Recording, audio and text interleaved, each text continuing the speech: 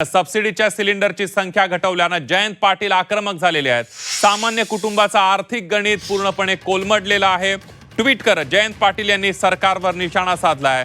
दरम्यान उज्ज्वला गॅस योजनेतील लाभार्थ्यांना आता वर्षाला 9 ऐवजी 4 सिलेंडर देण्यात येणार आहेत आणि यावरूनच पवारांच्या राष्ट्रवादीचे नेते जयंत पाटील यांनी सरकारवर निशाणा साधलेला आहे। जयंत पाटील यांनी काय ट्विट केले बघूया।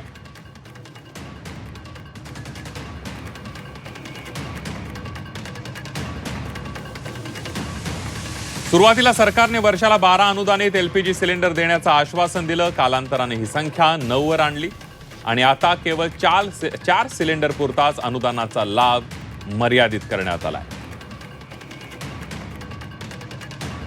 याचा थेट फटका सामान्य कुटुंबांना बसतोय।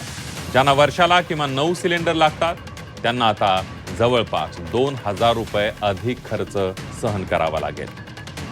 हे बदल एकाएकी नाही तर टप्प्याटप्प्याने लागू केले जात आहेत।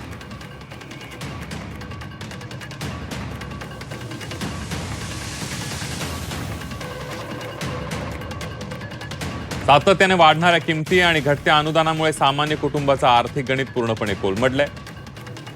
ज्या योजनेचा मूळ उद्देश गरीब कुटुंबांना दिलासा देणं होता, तीच योजना आज त्यांच्यासाठी आर्थिक बोजा बनत चालली आहे। अत्यंत दुर्दैवी आहे। सरकारने केवळ अनुदानित सिलेंडरची संख्या पूर्ववत करणं आवश्यक नाही, तर गॅसचा तुटवडा निर्माण होणार नाही याचीही ठोस व्यवस्था करणं गरजेचं आहे। स्वस्त इंधन हा गरीब कुटुंबांचा हक्क आहे, त्यावर गदा आणू नये असं जयंत पाटलांनी म्हटलंय।